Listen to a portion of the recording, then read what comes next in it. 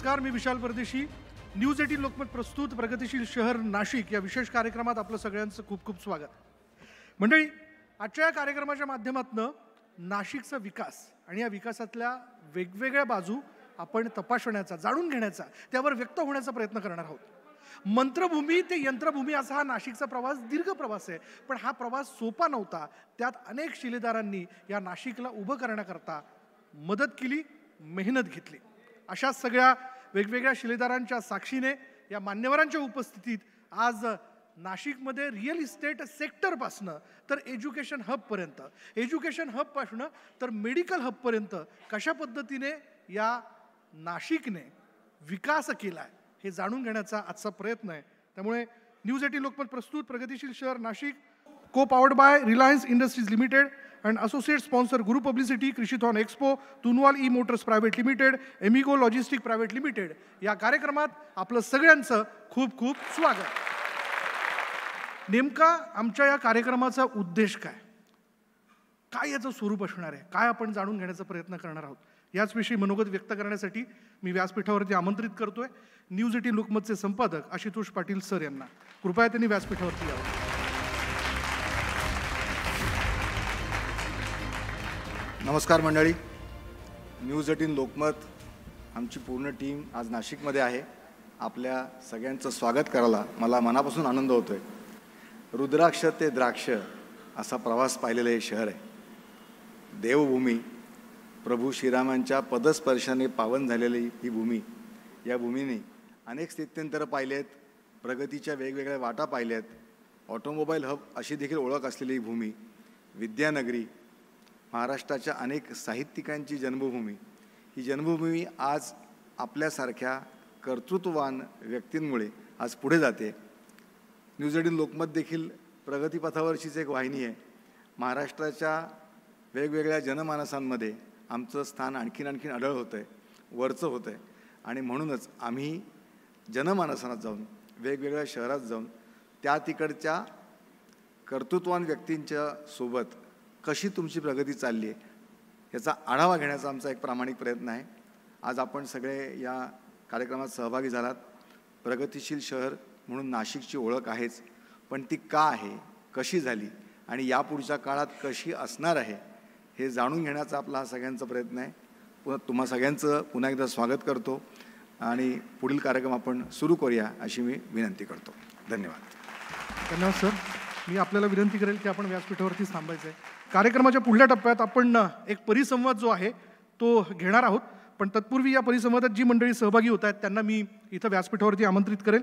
मी आमंत्रित करतोय Indian green building काउन्सिलचे chairman किरण चव्हाण यांना. मी विनंती करेल की आपण व्यासपीठावरती यायचं आहे. आपण जोरदार टाळ्यांमध्ये त्यांचं स्वागत करूयात.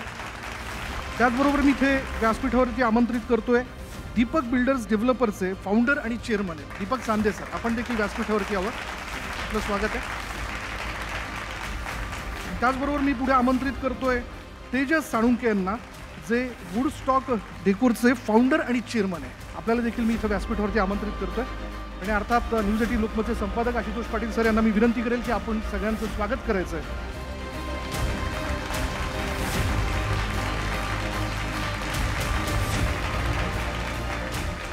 पुढली सूत्र देतोय माझे सहकारी विलास बडे यांच्याकडे. मी विनंती करेल विलासला की आपण पुढल्या कार्यक्रमाला सुरुवात करावी. नमस्कार. गोदा तीरावर आपल्या सगळ्यांचं मनपूर्वक स्वागत. गोदेच्या या तीरावरती नाशिकसारखं एक अतिशय सुंदर शहर आणि त्याचं भविष्य घडवणारे निर्माते म्हणूया आज आपल्या समोर आहेत. पण हे शहर इतकं सुंदर बनवत असताना शहराच्या म्हणून काही अपेक्षा आहेत आणि तुमच्याही काही अपेक्षा निश्चितपणे असणार आहेत आणि त्या सगळ्याबद्दल आपण या चर्चेमध्ये बोलणार आहोत. सर, आज हे शहर अतिशय वेगानं वाढतंय. शहराचा हा वेग वाढीचा अतिशय जास्त आहे आणि ह्या ट्रायंगलमध्ये मुंबई, पुणे आणि नाशिक हा ट्रायंगल आपण मानतो. ह्या ट्रायंगलमध्ये नाशिकचा USP नेमका काय आहे? सगळ्यात मेन USP म्हणजे नाशिकचं क्लायमेट आहे. आणि क्लायमेटचा विचार आजपर्यंत केला गेलेला नाही आहे, परंतु नाशिकच्या बाबतीत सांगायचं झालं तर खूप मोठा फरक आहे. म्हणजे नाशिकमध्ये बघा 8 एंट्री पॉईंट आहेत वेगवेगळ्या ठिकाणावरून आणि तुम्ही नाशिकमध्ये कुठल्याही एंट्री पॉईंटवर या, तुम्ही नाशिकमध्ये ज्यावेळेस नाशिकच्या जवळपास येत जाल तर त्यावेळेस तुम्हाला आजूबाजूला सुंदर असे डोंगर दऱ्या दिसतील, चांगल्या पर्वतराशी दिसतील. नाशिकमध्ये एंट्री केल्यावर तुम्हाला चांगल्या अशा गुलाबाच्या बागा दिसतील, द्राक्षांच्या बागा दिसतील. इव्हन नाशिकमध्ये एंट्री केल्यावर जसं इतर शहरांमध्ये तुम्ही एंट्री केल्यानंतर, प्रवेश केल्यानंतर काही ना काही कंजेशन असतो, ट्रॅफिकचे प्रॉब्लेम्स असतात, बकाल वस्ती असतं. नाशिकमध्ये तसं नाही आहेत. हार्डली एखाद्या ठिकाण आहे की जिथे हा प्रॉब्लेम आहे. अदरवाईज नाशिकमध्ये एंट्री केल्यावर असंच रस्ते पण नाशिकचे मोठमोठे आहेत, फ्लायओव्हर्स आहेत, इन्फ्रास्ट्रक्चर चांगलं आहे. तर हा एक खूप मेन पार्ट नाशिकच्या USPचा आहे. आणि सेकंड फार महत्त्वाचा पार्ट म्हणजे पाणी. तर नाशिकमध्ये 2 पेरिनियल रिव्हर आहेत. बघा तुम्हाला सांगतो, भारतात कुठलं नाशिक म्हणजे कुठल्या मेट्रो शहरामध्ये 12 महिने वाहणाऱ्या नद्या भारतात नाही आहेत, हे नाशिकमध्ये आहेत. तर this is the most important USP of Nashik. हा झाला याचं नदीचा. तिसरं म्हणजे जे काही आता तुम्ही मगाशी जो उल्लेख केलेला आहे गोल्डन ट्रिअँगलचा, तर जगात 50 गोल्डन ट्रिअँगल आहेत जगात की जे फायनान्शियली कमर्शियली अतिशय व्हायबल आहेत. या जगातल्या 50 गोल्डन ट्रिअँगलमध्ये नाशिक, पुणे, मुंबई हे एक गोल्डन ट्रिअँगल येतो. म्हणजे हा एक अजून USPचा पार्ट झालेला आहे.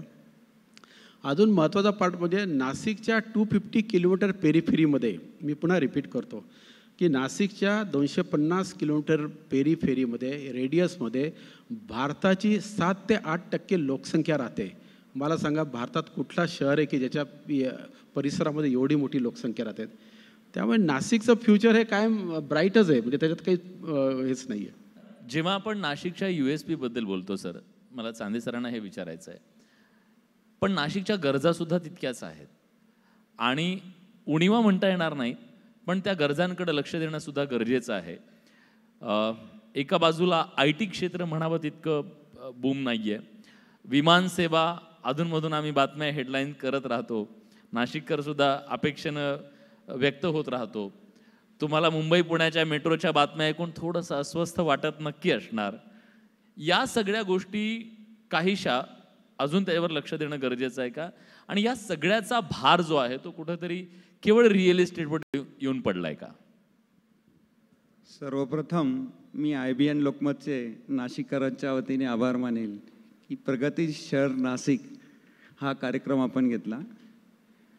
सर, रिअल इस्टेट नाशिकचा आता टर्निंग पॉईंट होऊ राहिला शहराच्या विकासाने. याचं मी कारण सांगाल की नाशिकमध्ये बऱ्याच 5 स्टार हॉटेल्स येतात आहे. त्यांनी फार सर्वे करून नाशिकला निवडलेलं आहे. जेव्हा मोठमोठ्या हॉटेल्स नाशिकला येतात त्यावेळेस नाशिक टर्न होतं आहे. नाशिक आता काट टाकतं आहे आणि पुणे आणि मुंबईच्या वेगाने नाशिक पण पुढील 5-7 वर्षात तुम्हाला दिसेल की फार वाढलेले आहे. पण या सगळ्याचा ताण पडतोय का? फक्त रिअल इस्टेट, बाकीच्या गोष्टी होणं पण गरजेचं आहे का? त्या दृष्टीने तुम्ही काय सांगाल? कारण व्यवस्थेतली सुद्धा अनेक माणसं इथं आहेत. सर, मला असं सांगावं वाटेल की पुढील 20 वर्षाची जी लोकसंख्या आहे, 20 वर्षात लोकसंख्या वाढणार आहे, त्या हिशोबाने नाशिकचा विकास आराखडा आणि नियोजन व्हायला हवे. हा आता नाशिक चेन्नई सुरत समृद्धी मार्ग आणि Nashik Pune semi speed rail हा जेव्हा नाशिकला पुढील 5 वर्षात तयार होऊन जाईल तेव्हा हा ताण कमी होईल. आणि तसंच मी सांगाल की नाशिक कांदा, द्राक्ष हे निर्यात होत राहतात, तर ह्याचं पण हब नाशिकला होणं गरजेचं आहे. यांना मुख्य बाजारपेठा भेटणं गरजेचं आहे. तसंच दूध आणि दुधावर जे प्रोडक्ट आहे ते पण उत्पन्नात नाशिक अग्रगण्य आहे. तर ह्या सर्व गोष्टींचा विचार केला तर हा ताण फक्त रिअल इस्टेट वाढण्याचं तर नाही राहणार, पण बाकीच्या पण गोष्टी आम्हाला त्याच्यात सहभागी कराव्या लागतील. कृषी उद्योग आहे, औद्योगिक 2 MIDC आमच्या आहेत त्या पण वाढत चाललेल्या आहे. आणि IT पार्क आल्यास आता फक्त आमच्याकडे उणीव RT पार्कचीच आहे, ही भरीव झाल्यास नाशिक फार वेगाने वाढेल असे मला वाटतंय. एखादं शहर जेव्हा आडवं आणि उभं वाढत जातं तेव्हा धोका हा असतो की त्या शहराचं सौंदर्य धोक्यात येऊ शकतं, बकाल पण येऊ शकतं. समजा शहर जर असं वाढायला लागलं तर, पण तुमच्यावरती जबाबदारी आहे की त्या शहराचं सौंदर्य कायम राहिलं पाहिजे. तुम्ही एक नाशिककर म्हणून आज वाढणाऱ्या या शहराकडे कसं पाहता आणि काय करणं गरजेचं आहे, की नाशिकचं जे वैशिष्ट्य आहे, USP सरांनी सांगितलं, हे टुमदार शहर, हे शहर सुंदरही तितकंच असलं पाहिजे. सर बरोबर आहे. सगळ्यात पहिले तर नाशिक एक ऐतिहासिक वारसा जपणारं शहर असं आपण म्हणतोय. तर ऐतिहासिक वारसा जपणारं एक मॉडर्न शहर या हिशोबाने नाशिकची काही काळानंतर ओळख निर्माण होणार आहे. प्रगतिशील शहर आपण नाशिकला म्हणतोय, तर ते आता ॲक्च्युली ग्रोईंग स्टेजला असल्यामुळे आपण जे गोल्डन ट्रायंगल म्हणतोय की आता मुंबई आणि पुणे या दोघं सिटीमध्ये एक प्रकारचं सॅच्युरेशन आलेलं आहे. आता जेव्हा नाशिक डेव्हलप होत आहे त्यामध्ये प्रॉपर प्लॅनिंगने ते डेव्हलपमेंट करणं खूप गरजेचं आहे. जसं इन्फ्रास्ट्रक्चर डेव्हलप होत आहे तर ते प्रॉपर प्लॅनिंगने जर झालं तर ही एक प्रॉपर प्लॅन सिटी होईल. जसं आपण आज मुंबईकडे बघतो, मुंबई बऱ्यापैकी डेव्हलप आहे, पण मुंबईमध्ये अजूनही नैसर्गिक आपत्ती आली तर बरेचसे प्रॉब्लेम्स डेव्हलप होत आहेत. तर त्या हिशोबाने आपल्याला आत्तापासून काळजी घेणं गरजेचं आहे. नाशिकचं अजून एक वैशिष्ट्य असं आहे की इथलं वातावरण, तर तुम्ही मुंबई पुण्याच्या पण लोकांना बघाल तर एक रिटायरमेंट प्लॅनिंगच्या हिशोबाने नाशिककडे बघितलं जातं. तर आपण नंतर जी प्लॅनिंग करतोय तर ती प्लॅनिंग करताना इथलं वातावरण, इथलं नैसर्गिक सौंदर्य हे जपून ते करणं खूप गरजेचं आहे. जसं आपण म्हणतोय की इन्फ्रास्ट्रक्चर आणि प्लॅनिंग ही एका प्रगतील शहराची गरज झालेली आहे. तुम्हाला ॲड करायचे याच्यात? सर, अजून एक नाशिकचं वैशिष्ट्य आहे की वीर सावरकर, दादासाहेब फाळके, कुसुमाग्रज हे कवींचं जन्मस्थान नाशिक आहे. तर त्यांचे जे जन्मस्थान आहे ते पण विकसित होणं फार गरजेचं आहे. आणि अजून त्याच्यात मला एक असा मुद्दा ॲड करावा लागतो की यांचं एखादा शिल्प नाशिकच्या प्रवेशद्वारात म्हणजे पांडवलेणा किंवा त्या डोंगरात एखादं मोठं शिल्प आपण उभारलं तर नाशिकची ओळख वेगळी. जसं लिबर्टी ऑफ स्टॅच्यू अशी जागतिक ओळख आहे, तसं एखादं स्टॅच्यू आमच्या डोंगराच्या इथं पायथ्याशी उभारलं तर प्रवेशद्वारावर नाशिककर पर्यटक आकर्षित होतील असे मला वाटतं. मला चांदे सर तुम्हाला विचारायचं की जेव्हा आपण एक स्मार्ट सिटी डेव्हलपमेंटच्या दृष्टीनं नाशिकमध्ये कामं सुरू आहेत, हे सगळी स्मार्ट सिटी होत असताना प्रीमियम फ्लॅटसाठी नाशिककरांचा कसा प्रतिसाद आहे किंवा ते मार्केट तितकं डेव्हलप झालं आहे? सर, आता नाशिक ज्याप्रमाणे वाढत आहे किंवा भविष्यात मला असं वाटतं 2026-27 साली सिंहस्थ मेळा आहे, तर नाशिकला आता बघण्याचा दृष्टिकोन जगाचा वेगळा झालेला आहे. नाशिक हे 2 नंबर विकसित देश आहे असं भारताचा सर्वे आहे. तर मला असं वाटतं की नाशिकमध्ये आता हे लक्झरियस फ्लॅट आता त्याची सुरू झालेली आहे आणि फार मोठ्या प्रमाणात चांगला प्रतिसाद भेटतो असं मला वाटतं आहे. तेजस्वी, ज्या प्रकारे ज्या वेगानं आता नाशिक वाढत आहे, पुढच्या 5 वर्षानंतर नाशिकला तुम्ही कुठे पाहताय? आता आपण जसं बोलतोय की नाशिक एक प्रगतील शहर म्हणून वाटचाल करते, तर नक्कीच 5 वर्षानंतर नाशिक हे मुंबई आणि पुणेपेक्षा कमी नसणार आहे.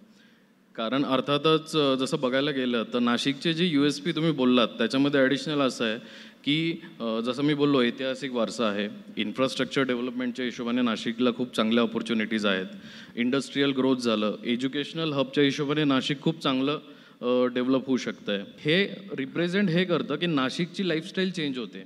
आता आम्ही गेल्या 10 वर्षापासून या फील्डमध्ये काम करतोय, तर आम्ही तो चेंज होताना बघितला आहे. लोकांच्या रिक्वायरमेंट आहेत की त्यांना लक्झरी हवी आहे, तर त्या हिशोबाने नक्कीच इन्फ्रास्ट्रक्चर आणि इंटेरियरचा झालं सुशोभीकरणाचा पार्ट त्यामध्ये येणार आहे. सर, याच्यात मी अजून एक सांगेल की Nashik Pune G semi railway होणार आहे त्याचा 5,300 कोटीचा DPR रेडी आहे. चेन्नई सुरतचा 8,000 कोटीचा DPR रेडी आहे, प्रोग्रेसवर आहे. आणि जेव्हा इन्फ्रास्ट्रक्चर शहराला जोडतं तेव्हा नाशिक फार जोराने वेगात वाढतं असं मला वाटतं. हे जे महाराष्ट्राच्या किंवा इतर ठिकाणचे जे गुंतवणूकदार आहेत, सामान्य माणूस आहे जो गुंतवणूक करू इच्छितो, त्याने नाशिकमध्ये का आलं पाहिजे, त्याने इथं का घर घेतलं पाहिजे, त्याला काय काय मिळणार आहे? नाशिकमध्ये मोठ्या कुठल्याही इंडस्ट्री आलेल्या नाहीत येत्या काही वर्षामध्ये, परंतु तरी देखील Nashik road, Gangapur road, college road, Trimbak road या सगळीकडे ट्रॅफिक वाढली की नाही तर प्रचंड वाढली आहेत. ते ट्रॅफिक कुठली आलेली आहेत तर लोक महाराष्ट्रातून नव्हे तर लोक भारतातून नाशिकमध्ये मायग्रेट होत आहेत. आणि मायग्रेट व्हायचं कारण पुन्हा मला जो आवडीचा विषय असला मी सांगतो की नाशिकचं क्लायमेट आहे, नाशिकचं इन्फ्रास्ट्रक्चर. तुम्ही मगाशी सांगितलं की काय यायला पाहिजे, तर नाशिकचं इन्फ्रास्ट्रक्चर खूप चांगलं आहे. म्हणजे नाशिकचा जो DP प्लॅन झालेला आहे तो जो DP प्लॅन ज्या अधिकाऱ्याने केलेला आहे तो इतका उत्कृष्ट केला गेला डी पी प्लॅन आणि that is the best D P plan in India. काय वैशिष्ट्य आहे त्याची? हा जो डी पी प्लॅन आहे, एक तर पहिली गोष्ट सगळ्यात मोठे प्रॉब्लेम काय व्हायचे की रिझर्वेशन टाकले जायचे. रिझर्वेशन टाकल्यावर कॉन्ट्रोवर्सी व्हायची, बऱ्याच काही गोष्टी घडायच्यात. आता त्या संबंधित ज्या टीम जी होती डी पी प्लॅन करणारी, यांनी काय केलं की रिझर्वेशनच्या ऐवजी यांनी रस्ते मोठमोठे ठेवलेत. म्हणजे नाशिकचे रस्ते आता जे पुढचा जो डी पी प्लॅन आहे म्हणजे जो आता झालेला आहे, त्याच्यात सगळे रस्ते 18 मीटरचे रस्ते आहेत. त्याच्यामुळे इन्फ्रास्ट्रक्चर खूप चांगलं नाशिकमध्ये होतो आहे. आणि ह्या टाईपच्या नंतर रिंग रोड आहेत. आता 36 मीटरचा रिंग रोड आहे नाशिकमध्ये. तो झाल्यावर तुम्ही इमॅजिन करू शकतात की काय नाशिकची डेव्हलपमेंट होऊ शकेल. नाशिकचे सगळे रस्ते टॉप आहेत. म्हणजे हे मी का तुम्हाला कॉन्फिडन्सली सांगतो की ज्यावेळेस आपण इतर शहरांमध्ये जातो त्यावेळेस कळतं की नाशिक काय आहे. आता बऱ्याचदा आपली चर्चा होते की पुणा हा रोल मॉडेल नाही हो आपलं. Pune it is a failure model. Nashik will be the next role model of India, तुम्हाला सांगतो, या ज्या इन्फ्रास्ट्रक्चरमुळे. नक्कीच. जी अपेक्षा तुम्ही व्यक्त केली या व्यासपीठावरून, मला वाटतं प्रत्येक नाशिककराची अपेक्षा हीच आहे. आणि ही अपेक्षा राजकीय नेत्यांकडून, लोकप्रतिनिधी प्रशासनाकडून ही अपेक्षा पूर्ण होईल. आणि आजच्या या चर्चेमध्ये आपण सहभागी झालात त्याबद्दल मी मनापासून आपले आभार व्यक्त करतो. थँक्यू. IBNचा फार फार धन्यवाद.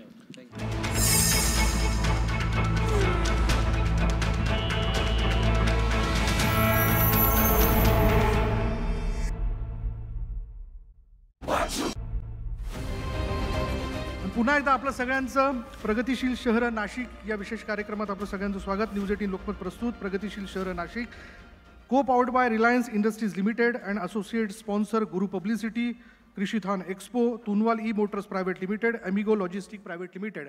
आजच्या कार्यक्रमाच्या माध्यमातून आपण जाणार आहोत पुढल्या भागात, पुढल्या टप्प्यावरती. नाशिक उत्तम मेडिकल हब म्हणून देखील समोर आलं आहे, हे तितकंच खरं. आणि त्यासाठी अर्थात आपल्यातल्याच मान्यवरांनी यासाठी मेहनत घेतलेली आणि त्याला हातभार देखील इतर सगळ्या वेगवेगळ्या व्यवस्थेतल्या लोकांचा आहेच, यात शंका नाही. आणि म्हणून आपण पुढला संवाद साधणार आहोत, पुढल्या परिसंवादाला सुरुवात करतोय. पण तत्पूर्वी मी या ठिकाणी व्यासपीठावर आमंत्रित करतोय आमच्या नेटवर्कचे सेल्स वेस्ट रिजनचे senior general manager Jaydeep Bhogle यांना. आपण व्यासपीठावरती यावं. आणि आता व्यासपीठावर पुढल्या परिसंवादासाठी मी मान्यवरांना आमंत्रित करतोय. सगळ्यात पहिल्यांदा मी आमंत्रित करतोय प्रख्यात अस्थिरोग तज्ज्ञ डॉक्टर विजय काकतकर यांना की आपण व्यासपीठावरती यावं. त्याचबरोबर मी पुढे आमंत्रित करतोय इंडियन इन्स्टिट्यूट ऑफ इंटिग्रेटिव्ह ऑन्कॉलॉजीचे फाउंडर आणि चेअरमन डॉक्टर संदीप रॉय. त्यानंतर मी आमंत्रित करेल अशोका मेडिकवर हॉस्पिटलचे medical director doctor Sushil Parikh यांना. मी जयदीप सरांना विनंती करेल की सगळ्यात पहिल्यांदा आपण स्वागत करूया डॉक्टर विजय काकतकर यांचं पुष्पगुच्छ देऊन. यानंतर स्वागत करूयात इंडियन इन्स्टिट्यूट ऑफ इंटिग्रेटिव्ह ऑन्कॉलॉजीचे फाउंडर आणि चेअरमन डॉक्टर संदीप रॉय. आणि यानंतर आपण स्वागत करणार आहोत अशोका मेडिकवर हॉस्पिटलचे medical director doctor Sushil Parikh यांचं. नाशिक, मी जसं म्हणालो, मी उल्लेख केला, विकास हा दीर्घ पातळीवर होतो आहे. आणि त्यामधला सगळ्यात महत्त्वाचा टप्पा असा आहे, ज्यावेळेस नाशिककडे मी मुंबईतनं, पुण्यातनं किंवा अन्य कुठल्याही शहरातनं डोकावून बघतो आणि मी जेव्हा असा विचार करतो की मला या शहरात स्थायिक व्हायचं आहे, माझं एक दुसरं घर असलं पाहिजे, म्हणून मी त्या शहराच्या दिशेने धाव घेतो, तेव्हा मला छान छान इमारती दिसतात, छान घरं दिसतात. पण मी हेही तपासतो की माझ्या घरापासून जवळ असणारी बाजारपेठ, मी हेही तपासतो माझ्या कुटुंबाच्या दृष्टिकोनातून की माझ्या घराच्या जवळ किंवा घरापासून लांब का होईना या जिल्ह्यात उत्तम हॉस्पिटल्स आहेत का, उत्तम एक हब मला आहे का जिथे मला सगळ्या प्रकारचे उपचार मिळू शकतात. काकतकर सर, मी आपल्यापासून सुरुवात करतो. मोठी प्रॅक्टिस झाली आत्तापर्यंतची आपली, नाशिकला बदलताना आपण बघितलं आहे. एक सिनियर म्हणून जर नाशिक मेडिकल हब म्हणून विकास साधतंय किंवा विकास करतंय, तर तो विकास झाला आहे का, तो तुम्हाला कसा दिसतो? खऱ्याच अर्थाने मी गेल्या 46 वर्ष या शहरात प्रॅक्टिस करत असताना मेडिकल क्षेत्रामध्ये झालेलं खूप मोठं स्थित्यंतर मी पाहिलं आहे. आणि मेडिकल क्षेत्रामध्ये जर बघायला गेलं तर मी आलो त्यावेळेला इथं असणाऱ्या मेडिकल सुविधा, फॅसिलिटीज या इतक्या प्रिमिटिव्ह होत्या की पुण्या मुंबईमध्ये काम करून आल्यानंतर इथे कुठल्याही प्रकारचं मेजर काही वर्क करायचं म्हणजे खूपच चॅलेंजिंग अशी सिच्युएशन होती. मी नाशिकमध्ये आल्यानंतर कुठल्याही प्रकारची अतिशयोक्ती न करता मी सांगेन की त्यावेळेला एकतर अगदी बोटावर मोजण्या इतकी हॉस्पिटल उपलब्ध होती, हार्डली 5-10 हॉस्पिटल्स असतील. आणि जर एखाद्या हॉस्पिटलमध्ये ऑक्सिजन सिलेंडर एखाद्या पेशंटला लागणार असेल तर तो पळापळ करून दुसरीकडनं कुठनं तरी मॅनेज करायला लागायचा. म्हणजे पुढच्या व्हेंटिलेटर किंवा इतर सर्व या सोयी हे तर कल्पनेच्या पलीकडं होतं. पण इव्हन ऑक्सिजन सिलेंडर हा सुद्धा प्रत्येक हॉस्पिटलमध्ये उपलब्ध नव्हता. तर अशा स्थितीमध्ये आम्ही काम सुरू केलं. नाशिक IMAमध्ये टोटल एक 50 कन्सल्टंट होते सगळ्या ब्रांचेसचे मिळून. ऑर्थोपेडिक सर्जन्समध्ये मी 4था ऑर्थोपेडिक सर्जन नाशिकमध्ये आलेला. आता नुसत्या ऑर्थोपेडिक्समध्ये आता जवळजवळ 200 ऑर्थोपेडिक सर्जन्स नाशिकमध्ये आहेत. म्हणजे 4 ते 200 ही जी संख्या वाढली आहे याच्यावरनं एका ब्रँचवरनं आपल्याला कल्पना येईल की किती वेगाने या मेडिकल क्षेत्राचं इथे एक्सपान्शन झालं आहे. गेल्या काही वर्षामध्ये सर्व डायग्नोस्टिक फॅसिलिटीज, म्हणजे त्यावेळेला एक्सरे काढणारे सुद्धा नाशिकमध्ये 2च माणसं होती, डॉक्टर चौधरी आणि डॉक्टर राजपाल. त्यांच्या वेळेप्रमाणे एक्सरेचं तंत्र जमून घ्यायला लागायचं. आता कानाकोपऱ्यावरती तुम्हाला एक्सरेचं क्लिनिक दिसतं, CT स्कॅन दिसतो, MRI दिसतो. ही सगळी झालेली बदलाची जी काही स्थित्यंतरं आहेत ही खास करून गेल्या 3 दशकामध्ये, गेल्या 30 वर्षामध्ये हा खूप मोठा चेंज मला बघायला मिळाला आहे. आता अशोका मेडिकवर आहे, सह्याद्री आहे, अपोलो आहे, काही काळापूर्वी वोकार्ड होतं. अशी 4-4 कॉर्पोरेट हॉस्पिटल्स होती जिथं अत्यंत सुविधा उपयुक्त अशी ICUs आहेत. प्रॅक्टिकली सगळ्या प्रकारची काळजी एकाच रूफखाली तुम्हाला मिळू शकते. अतिशय चांगले ऑन्कॉलॉजीचे सेंटर्स डेव्हलप झालेत. तर हे सगळं गेल्या काही वर्षामध्ये बघता बघता असं बदललं आहे की नाशिकच्या आजूबाजूचे तर लोक नाशिकला येतातच, पण माझ्या स्वतःच्या प्रॅक्टिसमध्ये सुद्धा मी अनेक वेळेला पाहिलं आहे की पुण्या मुंबईहून सुद्धा काही पेशंट्स नाशिकला येऊन ट्रीटमेंट घेणं प्रिफर करतात. कारण इथे अजूनही तेवढा इम्पर्सनल मेडिकल टच अजून आलेला नाही आहे. अजूनही पेशंटना पर्सनल अटेन्शन मिळतं आणि इतर शहरांच्या मानाने निश्चितच चांगल्या रिझनेबल चार्जेसमध्ये उत्तम प्रकारची मेडिकल केअर मिळते. तुम्ही समाधानी आहात आणि पुढलंही चित्र आपण विकासाचं बघताय. डॉक्टर रॉय, एक ऑन्कोलॉजी सेंटर, एक इन्स्टिट्यूट आपण सुरू केलं. डॉक्टरांनी त्याचा उल्लेख केला आहे की आता चांगल्या प्रकारचे इन्स्टिट्यूट आणि सेंटर नाशिकमध्ये सुरू झालेले आहेत.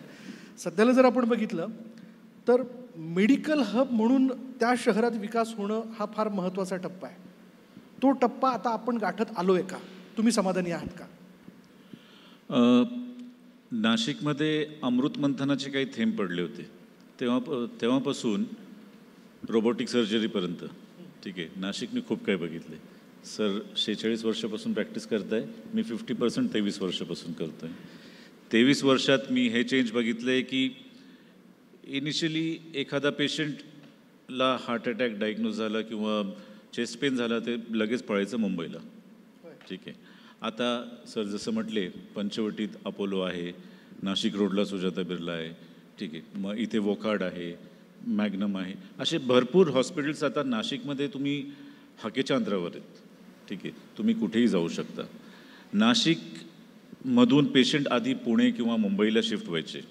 आता माझ्या पर्सनल प्रॅक्टिसमध्ये, मी इंटिग्रेटिव्ह ऑन्कोलॉजी प्रॅक्टिस करतो, माझ्या पर्सनल प्रॅक्टिसमध्ये फक्त नाशिक नाही, फक्त महाराष्ट्र नाही, पूर्ण भारताचे प्रत्येक सिटीमधून प्लस 1-2 देश नाही 42 देशातून पेशंट नाशिकमध्ये ट्रीटमेंट घ्यायला आलेले आहेत, ठीक आहे, 42 देशातून नाशिकमध्ये.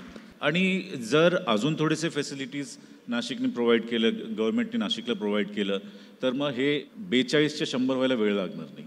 तर मग आम्ही जे बघितले की ॲम्ब्युलन्स नव्हते, तेव्हा ॲम्ब्युलन्स नव्हते, आता प्रत्येक हॉस्पिटलकडे 2-2, 4-4 ॲम्ब्युलन्सेस आहेत. त्या काळी एक स्टेथोस्कोप, BP ॲपरेटस आणि खूप झालं तर एक कार्डियक मॉनिटर झालं तर मग तो ICU सेटअप, ठीक आहे. आज बेडसाईड डायलिसिस होते, ठीक आहे, ऑर्गन ट्रान्सप्लांटेशन चालू झाले, रोबोटिक सर्जरीज आहेत, जवळजवळ एव्हरी मेडिकल फॅसिलिटी, म्हणजे बोन मॅरो ट्रान्सप्लांटसारखे प्रोसिजर्स नाशिकमध्ये व्हायला लागले. असं एकही प्रोसिजर नाही आहे ज्यासाठी नाशिककरांना नाशिक सोडून मुंबईला जावं लागणार आहे, ठीक आहे. आणि भारतात एकमेव हॉस्पिटल ज्याच्या फुल्ली फंक्शनल इंटिग्रेटिव्ह ऑन्कोलॉजीचं डिपार्टमेंट आहे ते नाशिकमध्ये. भारतात दुसरे कुठेच नाही आहे. युरोपमध्ये आहे, ठीक आहे, पण भारतात फक्त नाशिकमध्ये ते फुल्ली फंक्शनल डिपार्टमेंट आहे. डॉक्टर पारिक, एका हॉस्पिटलचे मेडिकल डायरेक्टर म्हणून काम करत असताना म्हणजे आपली पहिली प्राथमिकता असते की त्याचा एक तर आजार बरा झाला पाहिजे, तो जर अत्यवस्थ आहे तर त्यातनं त्याला वाचवलं पाहिजे. त्या दृष्टिकोनातनं जे काही करता येईल ते सगळं आपण करत असतो. पण सरकार देखील या सगळ्या याच्यात आर्थिक दृष्टिकोनातून सोबतीला आहे, बरोबर ना? आता आपण दोन याच्यामध्ये भाग करूया. जसं यांनी म्हणलं की काही गोष्टी उभ्या करण्याकरता म्हणून राज्य सरकारने सोबत राहावं, केंद्राने देखील लक्ष घालावं, आणि दुसरा मुद्दा आहे तो आर्थिक मदतीचा. या दोन्ही मुद्द्यांकडे आपण कसं बघता? जसं इंडियन गव्हर्नमेंटनी मेक इन इंडिया प्रोग्राम चालू केला आणि त्याच्यामध्ये MIDCs वगैरे निर्माण केल्या आणि त्यांना सवलती दिल्या. त्यामुळे त्याचा आपण गेल्या 5-7 वर्षामध्ये जो भारताचा आपण प्रवास बघतोय तो विकसनशील देशापासून तो विकसित देशाकडे आपण चाललेलो आहे. तसंच हॉस्पिटल जशी लोकसंख्या वाढते तशी जीवनशैली पण बदलते, आजारांचं प्रमाण पण वाढतंय, तर त्यामुळं नंबर ऑफ बेड्स ज्या आहेत त्या वाढवण्याची गरज आहे. आणि जर ह्या सेक्टरकडं गव्हर्नमेंटनी लक्ष दिलं आणि जसं इंडस्ट्रीला तुम्ही सवलतीच्या दरात जागा देता तसं जर सवलतीच्या दरात जागा तुम्ही गव्हर्नमेंटनी जर प्रोव्हाइड केल्या तर निश्चितच नवीन नवीन लोक ह्या क्षेत्रामध्ये येऊन हॉस्पिटल बांधण्याचा प्रयत्न करतील. एक हॉस्पिटल निर्माण करण्यासाठी म्हणजे तुम्हाला विश्वास नाही वाटणार 72 परमिशन्स घ्याव्या लागतात. बापरे. तर त्या 72 परमिशन आमच्यासारख्या डॉक्टरांना प्रॅक्टिस करत असताना त्या घेणं हे अतिशय डिफिकल्ट गोष्ट आहे. आणि त्यामुळं बरेच लोक तर हॉस्पिटल करण्याचं सोडून देतात किंवा मग तो हॉस्पिटल निर्माण करण्यासाठी विलंब निर्माण होतो. त्यामुळं मग गव्हर्नमेंटनी जर एक जसं तुम्ही इंडस्ट्रीसाठी केलेलं आहे 1 विंडो फॅसिलिटी, आणि तसं करून जर सगळ्या सर्टिफिकेशनची जर व्यवस्था केली तर नक्कीच फायदा होईल. तिसरी गोष्ट म्हणजे एक तर पब्लिक आणि PPP मॉडेलवरती जर गव्हर्नमेंटनी फोकस केलं तर नक्कीच आंतरराष्ट्रीय दर्जाच्या सुविधा देणारे हॉस्पिटल्स नाशिकमध्ये आत्ता आहेतच. म्हणजे पब्लिक प्रायव्हेट पार्टनरशिप. हां, गव्हर्नमेंटकडून काय अपेक्षा आहे असं जर तुम्ही विचारलं, सर जसं म्हटले की परमिशन्स हे कमी करायला पाहिजे इत्यादी, पण माझं पर्सनल एक्सपिरियन्स जे आहे हे सगळं खरं आहे. पण माझ्याकडे जेव्हा पेशंट बाहेरून येतात, आपल्याला इथे अजून पेशंट आले असते बाहेरून, एअर कनेक्टिव्हिटी प्रॉपर नाही आहे.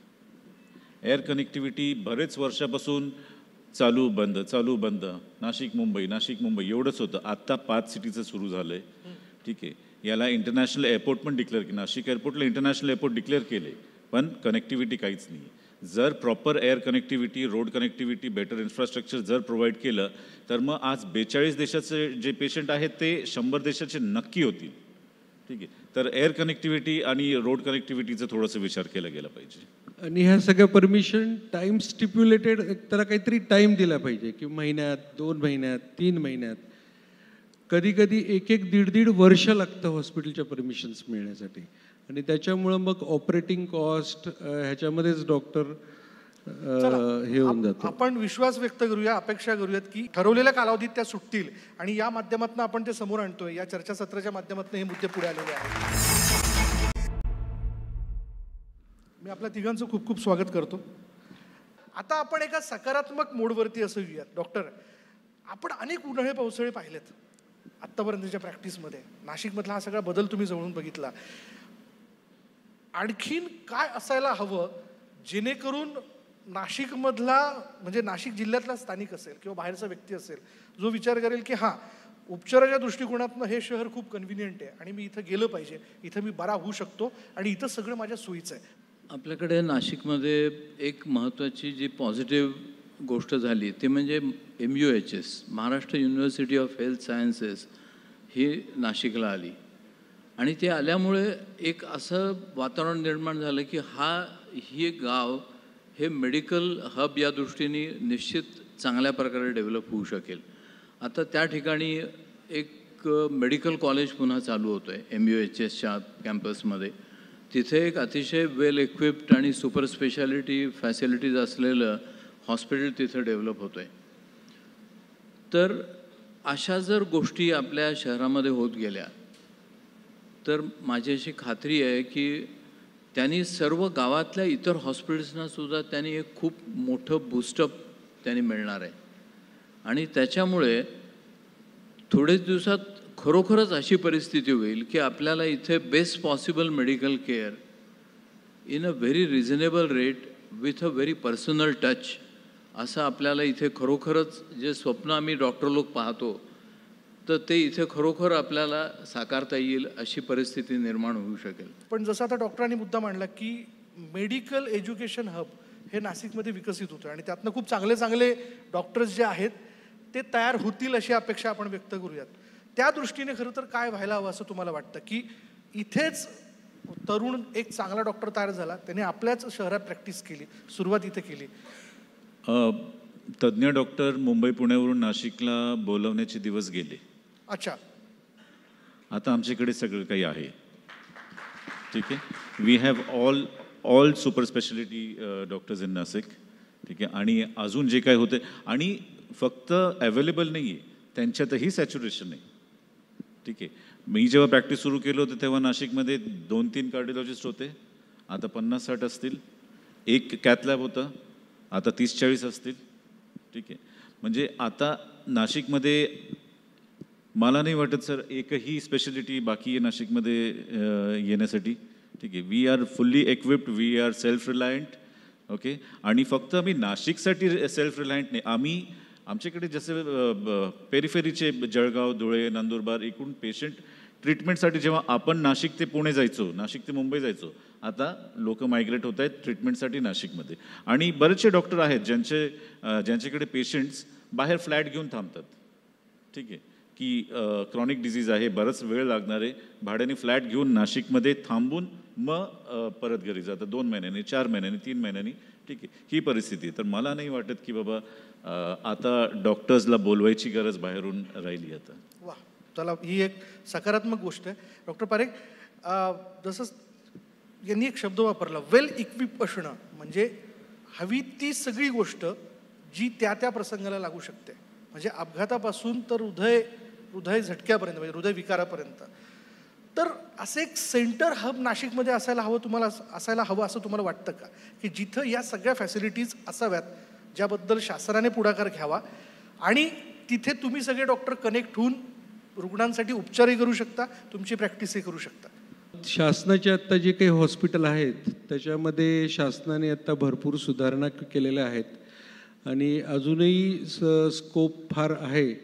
जर त्या शासनाने म्हणजे प्रत्येक गोष्ट शासन करू शकेल किंवा नाही करू शकेल याच्याबद्दल मी नाही कमेंट करू शकणार, पण डेफिनेटली हे जे गव्हर्मेंट हॉस्पिटल्स आहे त्याच्यामध्ये थोड्या खाजगी संस्था, म्हणजे जसं मी मगा मेन्शन केलं PPP मॉडेल जर इम्प्लिमेंट केलं तर डेफिनेटली त्याच्यामध्ये टेक्नॉलॉजी आणि हायटेक इक्विपमेंट्स येण्याला मदत होईल. आणि ऑलरेडी आपल्याकडं नाशिकमध्ये सगळे म्हणजे ऑलमोस्ट आंतरराष्ट्रीय दर्जाचे डॉक्टर्स आहे, आपल्याकडं ट्रेंड स्टाफ आहे, आपल्याकडं जे इन्फ्रास्ट्रक्चर लागतं जागतिक दर्जाची सेवा देण्यासाठी ते सर्व उपलब्ध आहे. जसं डॉक्टरांनी सांगितलं तसं एक कमी आहे तर एअर ॲम्ब्युलन्सची एक फॅसिलिटी जर निर्माण झाली तर हे मेडिकल टुरिझम म्हणून नक्कीच डेव्हलप व्हायला मदत होईल. म्हणजे ट्रॅव्हलिंग टाईम कमी होईल तर मग सिरियस पेशंट आपल्याकडे व्यवस्थित येऊ शकतात. तर हे सगळे मुद्दे जर लक्षात घेतले आपण तर नाशिक हे डेफिनेटली मेडिकल टुरिझम सेंटर होऊ शकतं आणि त्याची सुरुवात ऑलरेडी झालेली आहे. डॉक्टर आपल्याला काहीतरी बोलायचं होतं ना. बाहेरचे डॉक्टर अजूनही येतात नाशिकमध्ये पेशंट ट्रीट करायला नाही, शिकायला. ठीक आहे, मी 4 इंटरनॅशनल कॉन्फरन्सेस ऑर्गनाईज केले नाशिकमध्ये, 3 नाशिकमध्ये केले, 1 कोचीमध्ये केले, पुढच्या वर्षी 1 दिल्लीला आहे. तर इंटरनॅशनल कॉन्फरन्स जिथे 12 ते 15 देशातले डॉक्टर्स येतात ते नाशिकमध्ये इंटरनॅशनल कॉन्फरन्स, नाशिकमध्ये ते ट्रीटमेंट करायला नाही आलेले, ते ट्रीटमेंट शिकायला आले होते. ठीक आहे, कॉन्फरन्समध्ये ब्रेनस्टॉर्मिंग होत असतं. क्या बात आहे. Nashik is now self reliant. आम्ही एक post graduate training course organise करतो which is going on for last almost 20 years. आणि त्याला all over India, right from All India Institute of Medical Sciences, PGI Chandigarh इथपासून भावी ऑर्थोपेडिक सर्जन जे होणार आहेत, ही मुलं 150, 200, 250च्या संख्येने दरवर्षी ऑल ओव्हर इंडिया इथं नाशिकला शिकायला येतात आणि we try to train them to become good orthopaedic surgeons.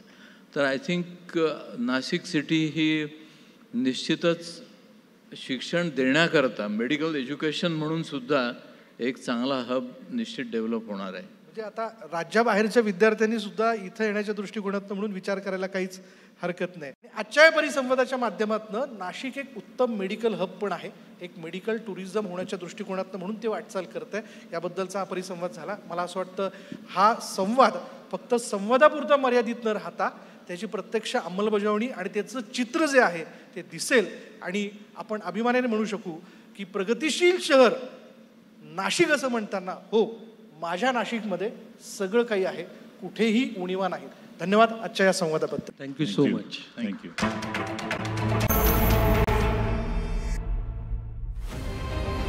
पुन्हा एकदा न्यूज 18 लोकमत प्रस्तुत प्रगतिशील शहर नाशिक या कार्यक्रमात आपलं सगळ्यांचं स्वागत करत असताना मान्यवरांची उपस्थिती आजच्या या कार्यक्रमाला इथं लाभलेली आहे. मी या ठिकाणी आता व्यासपीठावरती आमंत्रित करतोय न्यूज 18 लोकमतचे संपादक आशुतोष पाटील सरांना की आपण व्यासपीठावरती यावं. पालकमंत्री दादा भुसे यांना घेऊन आपण व्यासपीठावरती यावं. आपण त्यांचं स्वागत करूयात. मी विनंती करेल न्यूज 18 लोकमतचे संपादक आशुतोष पाटील सरांना की त्यांनी पालकमंत्री दादा भुसे यांचं स्वागत करावं. कार्यक्रमाची पुढली सूत्र मी देतोय माझा सहकारी विलास बडे यांच्याकडे. नमस्कार. प्रगतिशील नाशिक, प्रगतिशील शहरांमध्ये महत्त्वाचं योगदान देणारं हे शहर. न्यूज 18 लोकमतच्या माध्यमातून आमचे तर प्रश्न आहेतच, पण हे जे नाशिकच्या सगळ्या विकासामध्ये योगदान देणारे, ज्यांना तुमच्याकडून खूप अपेक्षा आहेत, अशी मंडळी सगळी समोर आहे आणि आज त्यांचे सुद्धा प्रश्न या परिसंवादामध्ये आपल्याकडून घेणार आहोत. काही जणांचे परिसंवादामध्ये ऐकलं तुम्ही की नाशिकच्या विकासाच्या या सगळ्या अनुषंगानं खूप वैभव तर नाशिकचा आहेच, समाधान निश्चितपणे आहे की नाशिक आज प्रगतिशील शहर आहे, पण काही अपेक्षा सुद्धा निश्चितपणे इथं या व्यासपीठावर मंचावरती व्यक्त केल्या गेल्या. एक पालकमंत्री म्हणून नाशिकचं पालकमंत्री पद काटेरी मुकुट आहे, वैभवाची गोष्ट आहे, अभिमानाची गोष्ट आहे की काय आहे, आणि या नाशिककडे तुम्ही कसं पाहता? सर्वप्रथम मी न्यूज 18 लोकमत यांचा पूर्ण परिवाराचा आभार व्यक्त करतो. प्रगतिशील शहरांमध्ये नाशिकची निवड आपण त्या ठिकाणी केलेली आहे. येणाऱ्या काळामध्ये साधारणपणे आपल्या नाशिकची जी बलस्थानं आहेत, पॉझिटिव्ह पॉईंट्स आहेत, नाशिक जिल्ह्याची शेती असेल, अतिशय कष्टपूर्वक शेती करणारा शेतकरी, प्रयोगशील शेतकरी, मोठ्या प्रमाणात रोजगार देणारा हे शहर, आणि म्हणून या शहराचा सर्वांगीण विकास, जिल्ह्याचा सर्वांगीण विकास, लोकांच्या हातांना काम मिळालं पाहिजे, रोजगार निर्मिती मोठ्या प्रमाणात झाली पाहिजे, पिण्याचं पाणी असेल, आरोग्याच्या सुविधा असतील, शिक्षणाच्या सुविधा असतील, आणि सुरक्षित शहर, सुरक्षित जिल्हा, या दृष्टिकोनातनं आम्ही सर्व मिळून, एक व्यक्ती काय करू शकत नाही, आम्ही सर्व नाशिककर मिळून त्या दृष्टिकोनातनं प्रयत्नशील आहोत. आत्तापर्यंतचं जर बोलायचं झालं तर मला वाटतं की भारताचे लोकप्रिय प्रधानमंत्री आदरणीय नरेंद्र मोदी साहेबांनी गेल्या 3 वर्षापूर्वी NDAमध्ये विद्यार्थिनींना प्रवेश देणार अशी घोषणा केली, आणि मला आपल्याला सगळ्यांना सांगायला आनंद होईल की भारताच्या पातळीवर नाशिक आपलं पहिलं शहर आहे. महाराष्ट्र सरकारने NDAमध्ये विद्यार्थिनींना भरतीपूर्व प्रशिक्षण देणारं कॉलेज आपल्या नाशिकमध्ये सुरू केलेलं आहे.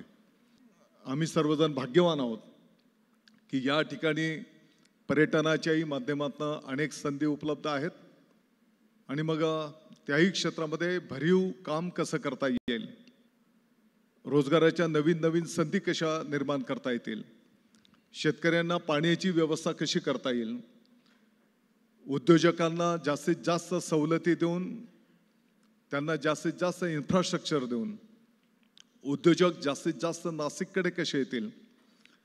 जसं आता समृद्धी महामार्गाच्या माध्यमातून मुंबई ऑलरेडी जवळ होतीच, परंतु आता नागपूर पण आपल्याला जवळ येत आहे. त्याच्यासोबतच पुणे नाशिकपासून जवळ कसं येईल की जेणेकरून IT क्षेत्रामध्ये पण मोठं काम आपल्याला त्या ठिकाणी संपन्न करता येईल. शेतकऱ्यांनी कष्टाने पिकवलेला माल जास्तीत जास्त निर्यात कसा करता येईल, त्याच्यावर प्रक्रिया कशी करता येईल. आणि मग आरोग्याच्याही संदर्भामध्ये आता पोस्ट ग्रॅज्युएट मेडिकल कॉलेज आपल्या नाशिकला मान्यता मिळालेली आहे. त्याच्यासाठी काही जमिनीची अडचण होती, ती पण सोडवण्यात आलेली आहे. साधारणतः 30-35 एकर जागा त्याला आपल्याला प्राप्त झालेली आहे. आत्ताच्या घडीला नाशिकच्याच महानगरपालिकेचं जे काही बिटको हॉस्पिटल होतं नाशिक रोडला, तिथे आता ते पोस्ट ग्रॅज्युएट मेडिकल कॉलेज आपलं सुरू होत आहे आणि परमनंट आम्ही तिकडे बांधकाम पण करायला घेतो आहोत. आपण बघितलं असेल की अनुकंप हा नियम कायद्यानुसार त्या पात्र लाभार्थ्याला अनुज्ञेयच आहे.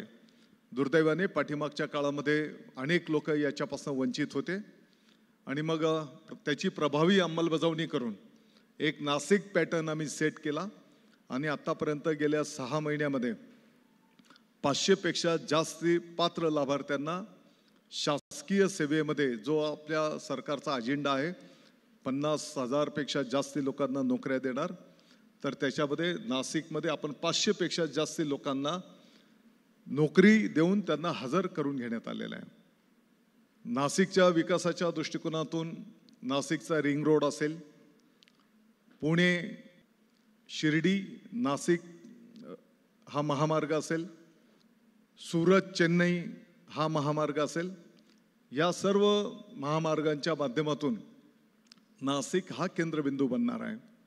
आणि म्हणून या सर्व बलस्थानांचा वापर करून जास्तीत जास्त नाशिकला विकासाच्या दृष्टिकोनातून आणि सर्व नाशिककरांना विश्वासात घेऊन या बाबींवर पुढे मार्गक्रमण आम्हाला करायचं आहे.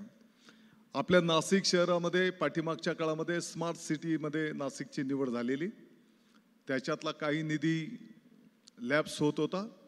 तो निधी आता आम्ही स्मार्ट स्कूल, ज्या नाशिक आपल्या महानगरपालिकेच्या शाळा आहेत त्याच्याकडे तो वळवलेला आहे आणि साधारणतः 50-60 कोटी रुपये खर्च करून सर्व नाशिक महानगरपालिकेच्या शाळा आपण आदर्श मॉडेल स्कूल करायला घेतलेल्या आहेत. ग्रामीण भागाच्याही जर आपण विचार केला तर जिल्हा परिषदच्या ज्या आपल्या शाळा आहेत त्या सर्व शाळा पहिल्या टप्प्यामध्ये साधारणतः 127-150 शाळा आम्ही आदर्श शाळा म्हणून त्यांना डेव्हलप करायला घेतलेल्या आहे.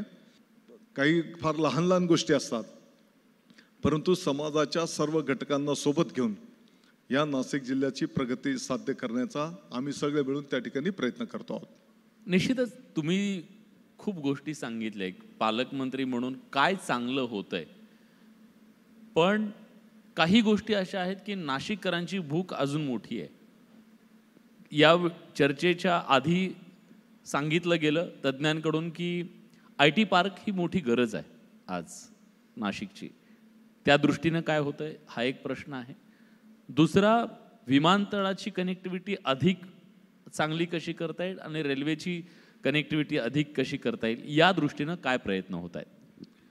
मला वाटतं की IT पार्कसाठी 100 एकर जागेची निवड आता अंतिम टप्प्यामध्ये आहे. आणि मी जसं बोललो की पुण्यामध्ये IT सेक्टर आता सॅच्युरेशन मोडमध्ये आहे आणि म्हणून पुणे जेवढं जवळ त्याच्यामध्ये नाशिक पुणे रेल्वे महामार्गाचं काम आम्ही जलद गतीने पुढे नेतो आहोत. आणि जसं मी आता बोललो की पुण्यालाही रिंग रोड प्रस्तावित आहे. त्या रिंग रोडच्या पासून शिर्डी आणि नाशिक साधारणतः 2 तासामध्ये 2 ते 2.5 तासाच्या आत हे अंतर कव्हर कसं करता येईल की ज्या माध्यमातून IT सेक्टरला त्या माध्यमातून निश्चितपणे गती आपल्याला प्राप्त होईल.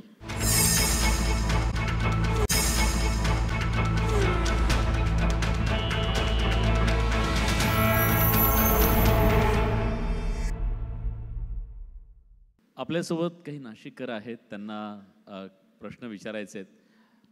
आपल्याकडे आता नाशिक क्रीडाईचे अध्यक्ष कुणाल पाटील आहेत, त्यांना तुम्हाला प्रश्न विचारायचा आहे. दादासाहेब नमस्कार. बांधकाम व्यावसायिक म्हणून मला शहरासाठी एक प्रश्न विचारावा असा वाटतो की शहराचे प्रश्न सुटले तर आमच्या व्यवसायाचे प्रश्न सुटतील असं आमच्या संस्थेचं एक मान्यता आहे. आणि त्या अनुषंगाने की सर्व आता कुंभमेळा या पार्श्वभूमीवर सर्वच नाशिककर मग विविध क्षेत्रातनं, मग शैक्षणिक असेल, सामाजिक असेल, सांस्कृतिक असेल, वैद्यकीय असतील किंवा इंडस्ट्री असेल, तर या अनुषंगाने आपण शहरासाठी ज्या 2 मेन आर्टरी आहेत की ज्याला आपण रक्तवाहिन्या म्हणतो, की एक आहे की आपली गोदावरी की ज्याच्यामुळे आपली नाशिककरांची ओळख आहे, आणि दुसरा आहे की आपण भविष्याकडे वेध घेणारं नाशिक शहर आहे, म्हणून भविष्यात येणारा हा आपला रिंग रोड, हे जे काही 2 महत्त्वाचे प्रोजेक्ट आहे. नमामि गोदाच्या माध्यमातून रिव्हर डेव्हलपमेंटचा पहिला मुद्दा आहे, आणि दुसरा आहे की सिंहस्थाच्या पार्श्वभूमीवर होणारा रिंग रोड, आणि त्यावर आपण थोडं आम्हाला मार्गदर्शन करावं की ॲज अ पालकमंत्री या नात्याने आपण या 2 महत्त्वाच्या प्रोजेक्टकडे कसं बघत आहात. धन्यवाद. तुमचं म्हणणं आहे निधी किती येणार आहे आणि ते कामं कधी कंप्लीट होणार आहेत? आपल्या सर्वांच्या माहितीकरता एक शासकीय प्रक्रियेचा एक भाग असतो. या संदर्भामध्ये जो काही 2027मध्ये कुंभमेळा नाशिकमध्ये संपन्न होणार आहे, तर एक शासकीय प्रक्रियेचा भाग म्हणून याचा शासन निर्णय निर्गमित होतो. अपेक्षित आहे की आता तो अंतिम टप्प्यामध्ये आहे आणि एवढ्या 10 ते 15 दिवसाच्या आत त्याचा शासन निर्णय निर्गमित होईल आणि अधिकृतपणे आपण सर्व कामकाजांना, सर्व त्याच्यामध्ये जे जे काही समावेश आहे त्यांच्याशी बैठका घेऊन आपण त्याचा एक आराखडा आपण संपन्न करायला घेतो आहोत. हा पहिला भाग. दुसरा भाग ही वस्तुस्थिती आहे की आपली जी काही गोदावरी आपलं नाशिकचं मानबिंदू आहे, त्याच्यामध्ये काही गटारींची पानं म्हणा, पाणी दूषित पाणी म्हणा, त्याच्यामुळे त्या नदीचं पाणी दूषित होत आहे, आणि म्हणून त्याचं पावित्र्य, त्याची स्वच्छता, त्याचं निर्माल्य हे जपलं गेलं पाहिजे. याच्याही दृष्टिकोनातून आपण प्राधान्यक्रमाने त्या विषयात लक्ष घालणार आहोत. आणि दुसरं रिंग रोडच्या संदर्भामध्ये आपल्याशी पण आणि आपल्या सर्व सहकाऱ्यांशी पण यापूर्वी पण आपण चर्चा केलेली आहे. संपूर्ण नाशिककरांना विश्वासात घेऊन रिंग रोड हा नेमका कुठं असला पाहिजे. माझं व्यक्तिगत मत असं आहे की आता अस्तित्वातले जे रस्ते आहेत ते तर आहेतच, त्यांना आणखी आपण चांगलं करू शकतो, परंतु जेणेकरून आणखी जर बाहेरनं जर आपण रिंग रोड केला तर त्यातल्या त्या दिशेने आणखी नाशिकची डेव्हलपमेंट होऊ शकेल. आणि याचा अंतिम निर्णय हा नाशिककरांना विश्वासात घेऊन कदाचित एवढ्या 1 ते 2 महिन्याच्या आत आपण त्याचा निर्णय करतो आहोत. आणि आपल्याला काळजी करायचं काही कारण नाही, कारण मुख्यमंत्री महोदय एकनाथजी शिंदे साहेबांच्या सहकार्याने त्या विभागाची जबाबदारी आपल्या नाशिकवरच आहे. ते डिपार्टमेंटच आपल्या नाशिककडे असल्यामुळे त्याला काही वेळ लागणार नाही. नक्कीच. यानंतर ज्येष्ठ वकील जयवंतराव जायभाई आत्ता प्रश्न विचारणार आहेत. भुसे साहेब नमस्कार. एकेकाळामध्ये पुणे हे महाराष्ट्राच्या संस्कृतीचं एक ठिकाण समजलं जायचं. आता ते 90 लाख झाल्यानंतर ती संस्कृती लोप पावलेली आहे. प्रश्न असा आहे की इमारती होतील, रस्ते होतील, परंतु नाशिक ज्या संस्कृतीसाठी सगळ्या महाराष्ट्रात आणि देशात ओळखलं जातं, वेगवेगळ्या प्रकारची, ती देवधर्मांपासून साहित्यापर्यंत आणि ज्या कुसुमाग्रजांनी आणि कानेटकरांनी आपल्याला मोठं केलं तिथपर्यंत आहे, या संस्कृतीचा वारसा आपला पुढे नेण्यासाठी शासन पातळीवर आणि आमच्यातले एक नाशिककर म्हणून आपल्या मनामध्ये काय विचार आहे तो आम्हाला कृपया सांगावा. मला वाटतं की आत्ताच एक चांगली चर्चा आमची इथे येण्याच्या पूर्वी झाली. तर या प्रवेशद्वारांवरच, नाशिकच्या प्रवेश करतानाच या शक्तिस्थळांचं काही प्रतिबिंब आपल्याला तिथे अधोरेखित करता येईल का, आणि ही सर्व शक्तिस्थळं एकत्रित करून त्याचं आम्हाला, कारण हा शेवटी मार्केटिंगचा जमाना आहे, तर याला एका छताखाली आम्हाला कसं नाशिकला फोकस करता येईल त्याचाही आम्ही सगळे मिळून विचार करतो. नक्कीच. उद्योजक आता आपल्यासोबत आहेत. निमाचे अध्यक्ष आहेत धनंजय बेडे, हे पण तुम्हाला प्रश्न विचारतायत. दादासाहेब नमस्कार. आपण मध्यंतरी 2-3 बैठका आमच्याबरोबर घेतल्यात उद्योगमंत्र्यांसमवेत.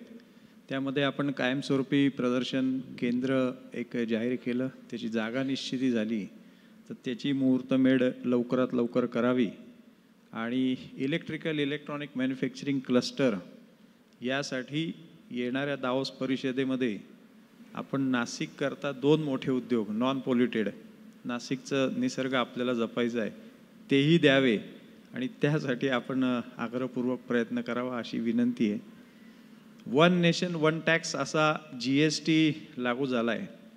आमची इच्छा अशी आहे की महाराष्ट्रात प्रत्येक 50 किलोमीटरला पॉवरचे रेट वेगळे आहेत, तर किमान आपल्या राज्यामध्ये एकच विजेचा दर असावा अशी आमची एक अपेक्षा आहे. बेळे साहेबांना माहिती आहे, उद्योगमंत्री महोदयांच्या नाशिकमध्ये 3 बैठका संपन्न झाल्या. मला वाटतं किमान 50-60% पुढचे प्रश्न इथल्या लेवलचे जे होते ते सोडवले गेले आहेत. उलट उद्योगमंत्री महोदयांनी आमच्यावर जबाबदारी टाकली की तुम्ही जागा निश्चित करून द्या आम्हाला, आपल्याकडनं उशीर होतो आहे. आणि आम्ही जर जागा जेवढी लवकर निश्चित करून दिली तर तेवढं लवकर उद्योगमंत्री महोदय त्याला मान्यता देणार आहेत.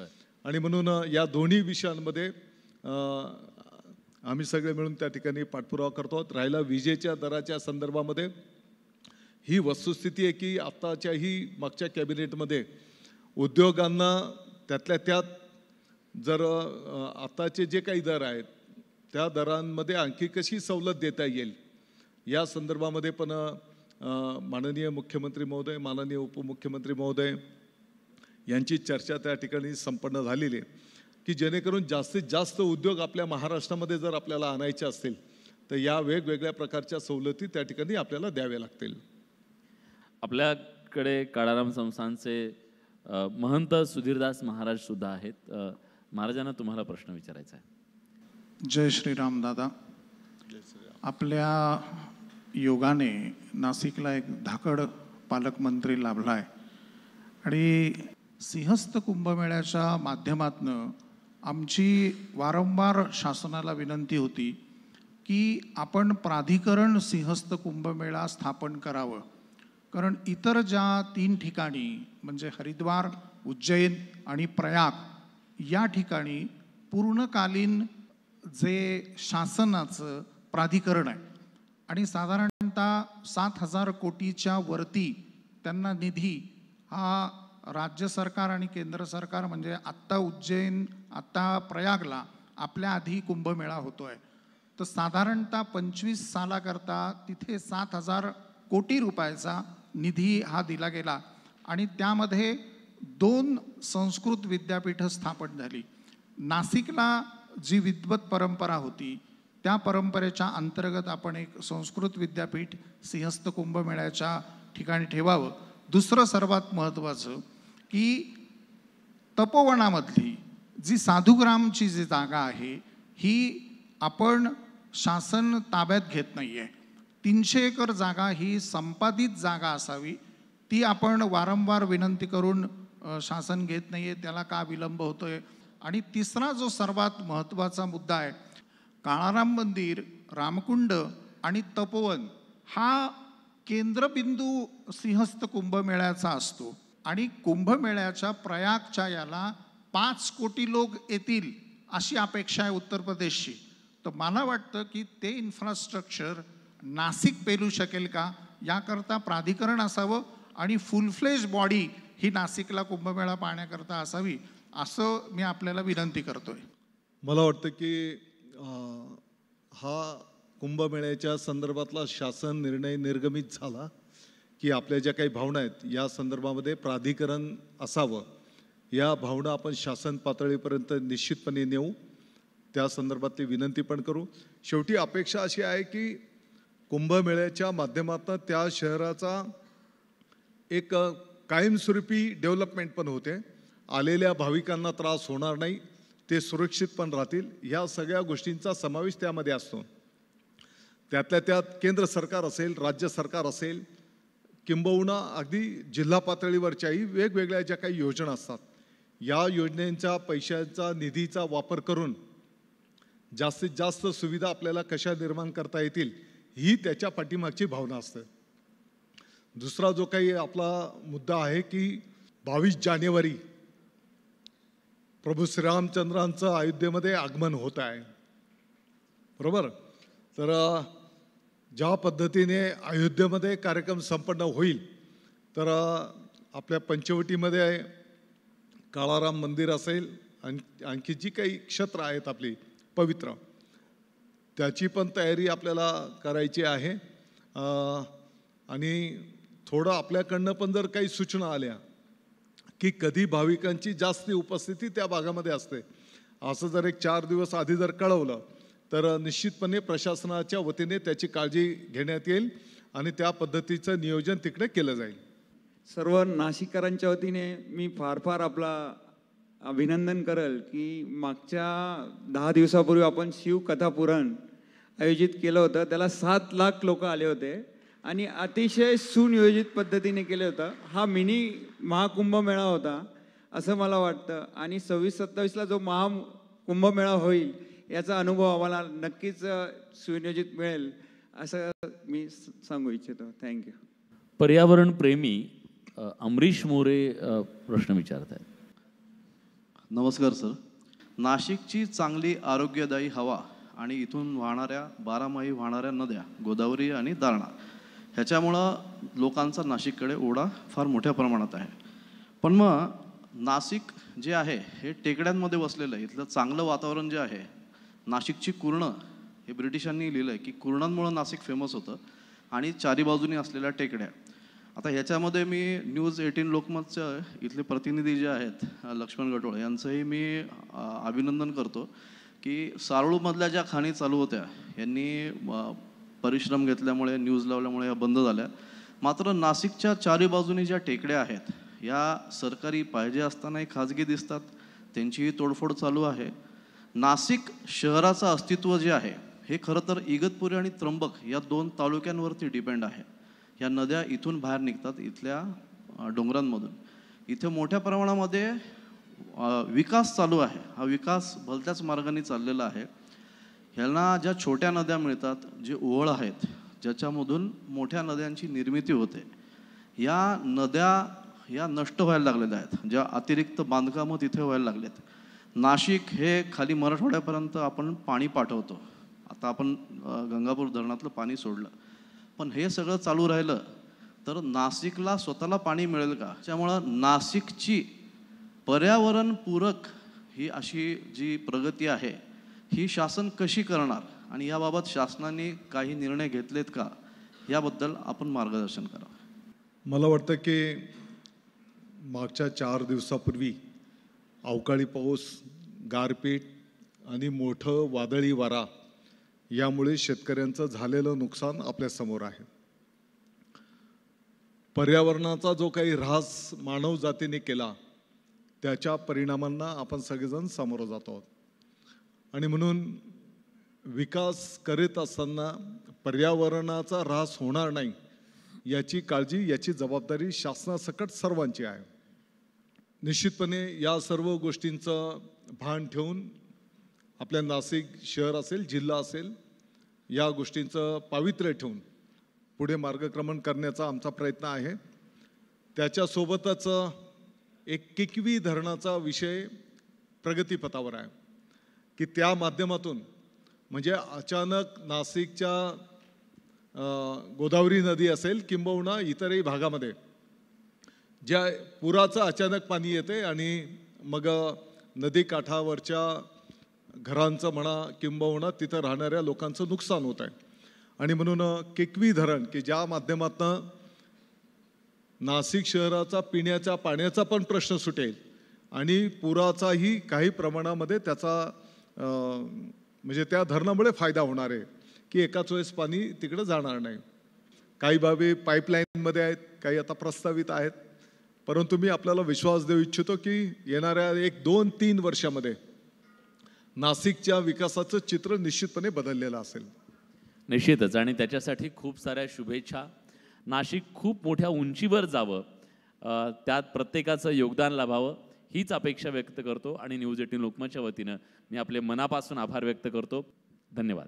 दादा, आपण व्यासपीठावरती थांबायचं आहे. विलास, मी आपल्याला विनंती करेल की आपण स्थानापन्न व्हायचं आहे. पुन्हा एकदा मी आपल्या सगळ्यांचं या ठिकाणी स्वागत करतो आणि व्यासपीठावर मी आमंत्रित करतोय न्यूज 18 लोकमतचे संपादक आशुतोष पाटील सरांना की आपण इथं व्यासपीठावरती यायचं आहे.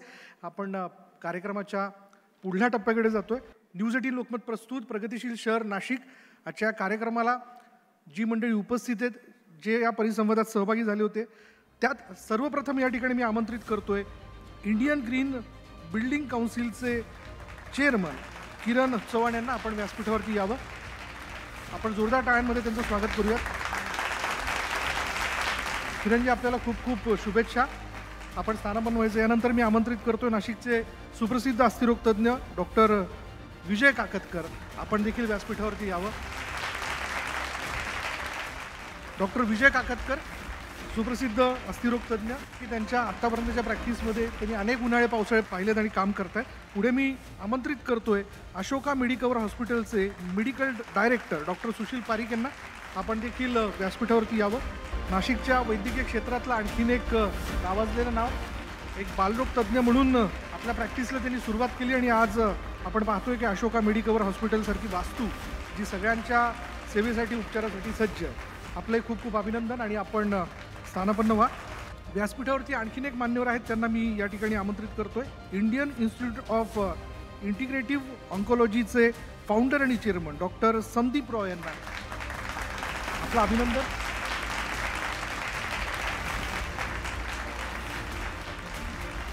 चला, पुढल्या मान्यवरांना मी या ठिकाणी आमंत्रित करतोय.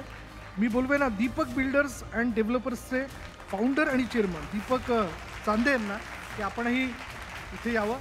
एक्स चेअरमन म्हणून क्रीडाईचे. रिअल इस्टेट सेक्टरचा विकास कुठल्या दिशेने चालला आणि तो कशा पद्धतीने व्हायला हवा याबद्दलची मतं त्यांनी आज इथं व्यक्त केलेली आहे. आपलं खूप खूप अभिनंदन. पुढे मी आमंत्रित करतोय वुडस्टॉक डेकोरचे founder and chairman Tejas Salunke यांना, की आपणही इथं व्यासपीठावर यावं. एक तरुण व्यक्तिमत्व.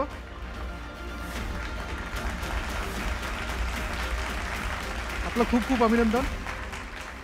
पुढे मी या ठिकाणी आमंत्रित करतोय जी मंडळी खरं तर आजचा हा कार्यक्रम इथे संपन्न होण्याकरता म्हणून ठामपणे आमच्या खांद्याला खांदा लावून उभी राहिली, आमच्या पाठीशी उभी राहिली. त्यापैकीच एक म्हणजे तुनवाल ई मोटर्स प्रायव्हेट लिमिटेडचे फाउंडर डॉक्टर झुमरमल तुनवाल. धन्यवाद आणि अभिनंदन. पुढे मी आमंत्रित करतोय कृषीथॉन एक्झिबिशनच्या डायरेक्टर अश्विनी नेहारकर. त्यांचे आभार मानतो आणि त्यांचं खूप खूप अभिनंदन. आणि एक सहकारी म्हणून आजचा हा कार्यक्रम पार पाडण्याच्या दृष्टिकोनातनं आपण हातभार लावलात. पुढे मी आमंत्रित करतोय एमिगो लॉजिस्टिक प्रायव्हेट लिमिटेडचे founder and chairman Sajid Sayyed यांना, की आपण या ठिकाणी व्यासपीठावरती यावं. आपले खूप खूप आभार आणि आपलं अभिनंदन. या ठिकाणी मी पुढे आमंत्रित करतोय गुरु पब्लिसिटीचे फाउंडर अँड चेअरमन रवी पवार यांना. रवी पवार, आपले धन्यवाद, आपले आभार. खानदेशातल्या मातीतला माणूस शहरात येऊन जाहिरात क्षेत्रामध्ये काय करू शकतो याचं उत्तम उदाहरण म्हणून रवीकडे बघायला काहीच हरकत नाही. रवी, आपले खूप खूप धन्यवाद आणि आपलं अभिनंदन. आपण स्थानापन्न व्हावं अशी मी आपल्याला विनंती करेन. एक माहिती द्यावीशी वाटते. मंत्री महोदय आपल्या कार्यक्रमात उपस्थित झाले आणि त्यांच्याशी आधी बोलताना आपल्या आधीच्या परिसंवादात आलेले 2 मुद्दे मी त्यांच्या कानावर घातले होते, की हॉस्पिटलना 1 विंडो क्लिअरन्स मिळण्यासाठी जे आता 72 परमिशन लागतात, तर त्या 1 विंडो क्लिअरन्स कशा करता येईल त्या संदर्भातला विषय आपण मंत्री महोदयांच्या कानावर घातलेला आहे. आणि दुसरं की या नाशिक परिसरात येतानाच जो स्मारकाचा विषय त्याला विलास यांनी देखील विचारलं होतं, हा एक विषय आपण पुढे न्याल अशी अपेक्षा आहे. मेडिकल फील्डच्यासाठी ज्या काही खूप वेगवेगळ्या क्षेत्रातल्या परमिशन्स आपल्याला लागतात आणि नको तेवढा वेळ त्या बाबींमध्ये जातो. याच्या पलीकडचा एक मुद्दा माझ्या निदर्शनास आणून देण्यात आला, की आताच्या घडीला अस्तित्वातलं जे काही महात्मा ज्योतिबा फुले आरोग्य योजना असेल, याच्यामध्ये काही जे निकष आहेत ते आत्ताच्या घडीला सूट होत नाही, किंबहुना तेवढ्या रकमेमध्ये ते उपचार होऊ शकत नाही.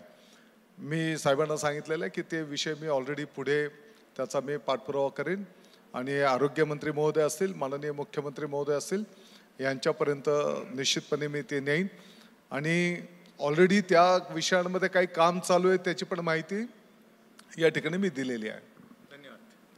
धन्यवाद Thank you. दादा या सगळ्या संवादाबद्दल आणि नाशिककरांचे धन्यवाद. या ठिकाणी मी आभार मानेन ते म्हणजे आजचे आमचे प्रायोजक sponsor co powered by Reliance Industries Limited आणि associate sponsor Guru publicity, Krishithon expo, Tunwal E Motors private limited, Amigo logistic private limited यांच्या सगळ्यांच्या सहकार्याने मान्यवरांच्या उपस्थितीत, नाशिककरांच्या उपस्थितीत न्यूज 18 लोकमत प्रस्तुत प्रगतिशील शहर नाशिक आजचा हा कार्यक्रम या ठिकाणी संपन्न झाला आहे. आपल्या सगळ्यांचे खूप खूप धन्यवाद.